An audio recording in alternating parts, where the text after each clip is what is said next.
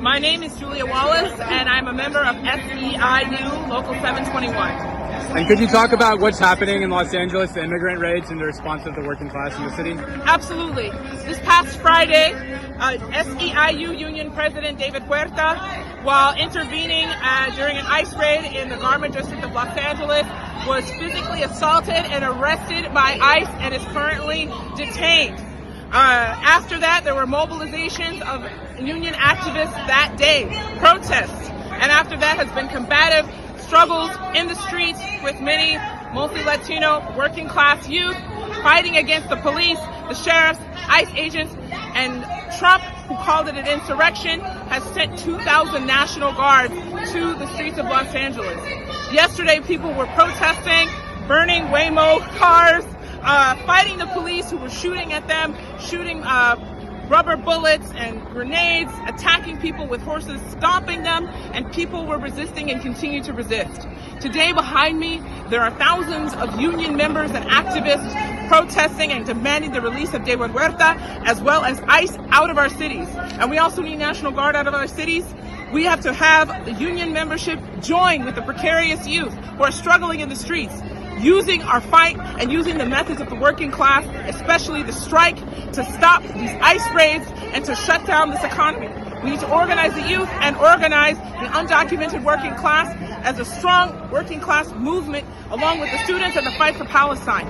And lastly, it's important for us as people who are working class fighters, socialist revolutionaries, to continue to record and document these struggles that are happening and to participate in these struggles. We need to politicize our movement to become a combative movement, to build a working class party that fights for socialism, so that we don't just run from protest to protest, but that we have an organized and strategic plan of action along with the labor movement and the precarious youth. And could you talk about this attack on SEIU and the wider attack on the labor movement? There's also been UFW workers that have been arrested, union leaders. Can you talk about that? Yeah, of course. So SEIU is the largest union in the United States. And so it's not a coincidence that a union president would be attacked. I'm not sure if they specifically know it, but I know that they want to attack in California and in Los Angeles in particular. Los Angeles has a strong immigrant rights movement. In 2006, almost 20 years ago, there was a de facto general strike where 2 million people were in the streets in Los Angeles protesting for immigrant rights and eliminated the bill, HB 4427, I think is what it was, HR 4437. And so, to me, it's an attack here. If they're able to stop us and break our movement, then they're going to do it everywhere. And conversely, if we're able to kick ICE out, which people have done in the city of Glendale and which other working class people have taken actions, if we're able to do that here, then we can do it everywhere and challenge the far right and challenge them here and challenge them from Argentina and Brazil and France and everywhere else that these knuckleheads are in power. We have the power to do that. We need the organization and the strategic perspective to carry that out. And the fascists in the government, Hegseth, has said that has talked about sending the Marines, and Trump talking about arresting Gavin Newsom, the governor of California. Could you talk about the wider threat to democratic rights and the drive toward to overthrow democratic rights by Trump? Well, the fight for democratic rights cannot be left to the liberals.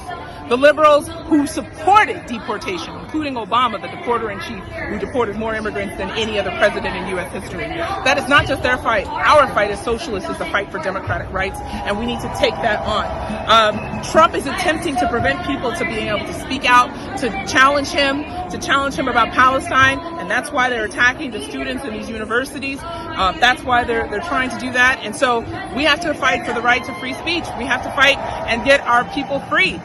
And to drop the charges against him, drop the charges against Anas in France, drop the charges against all people who are defending Palestine.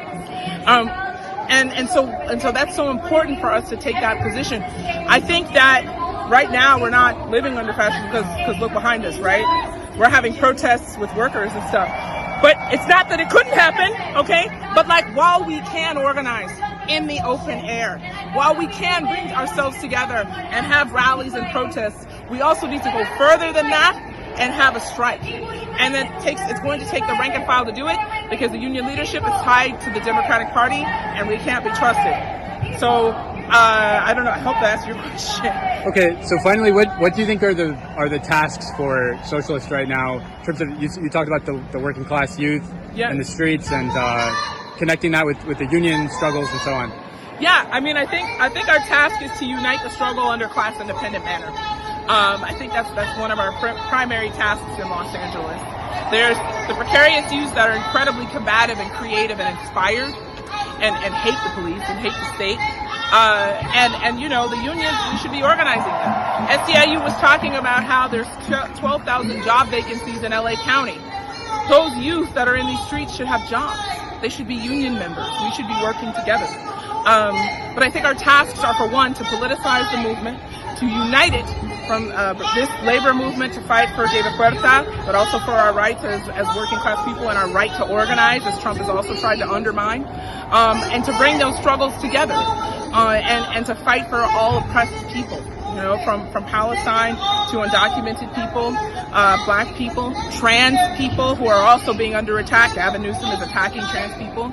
You know, the Democrats are going to try to use this to make them to legitimize themselves. When Gavin Newsom has been attacking homeless encampments, and he's been calling for undocumented immigrants not to have Medi-Cal, so low-income undocumented immigrants not to get health care. So he's saying he doesn't want deportations, but he's also saying he doesn't want you to have health care. These people can't be trusted. We need to organize a class-independent basis and also organize ourselves politically and possibly run for different offices with our own socialist revolutionary program. It does not mean that we only go to the electoral basis, but that our basis is in the streets and in the workplaces. From the Roofers Local 36, Mr. Cliff Smith.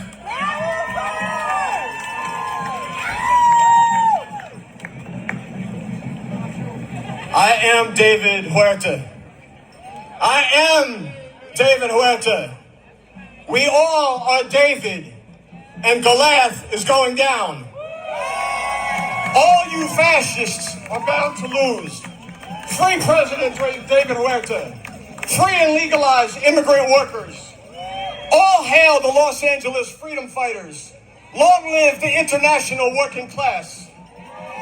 Donald Trump has brought open class warfare to our streets. The capitalist war against the working class that was always just under the surface in the form of housing costs, for-profit health care, police brutality, deportations, white supremacy, and patriarchy under the thin cover of paper democracy is now the open terrorist dictatorship of the most reactionary, most chauvinistic, and most imperialistic elements of finance capital. As fascism was defined in 1935 by the Communist International, which led the historic defeat of Nazism 80 years ago. And we see that on June 6th, the day that Trump launched his attack on Los Angeles and seized President Huerta, came on the anniversary of the D-Day U.S. invasion against Hitler. 80 years ago in 1945, we defeated fascism. 80 years before that, in 1865, we defeated chattel slavery and white supremacy. And we stand in this tradition. Trump's ICE attacks are his distraction against his tariffs that are ratcheting up economic crises of rising costs and economic uncertainty, while he tries to export the failures of United States capitalism onto other countries. His budget bill is the real looting by his criminal class aimed at all working people. They are coming for our Social Security, our Medicaid, the post office. They're coming for our labor unions, our organizations, and collective bargaining.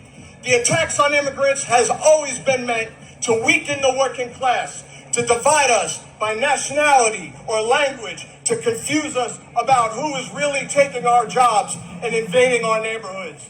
But this did not start with Donald Trump. There are hundreds of thousands of non-citizen residents that live in our neighborhoods, workers, community members who cannot even vote for their school board member or their city council member or the mayor because the Democratic Party wants them disenfranchised, enforcing taxation without representation.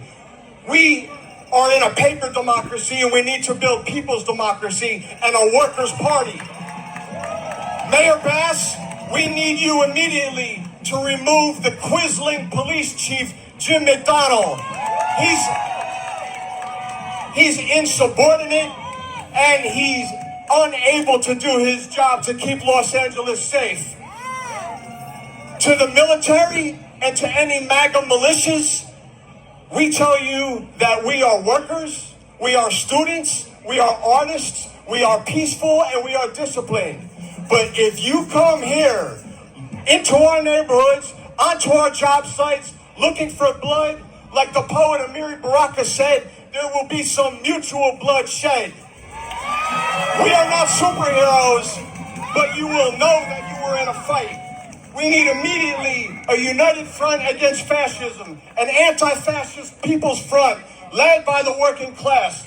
As the movement grows and the unity of the working class strengthens, we must go further and prepare the transition from the defensive to the offensive against capitalism, steering toward the organization of a mass political strike. Unity and struggle. An injury to one is an injury to all. Death to white supremacy and death to fascism.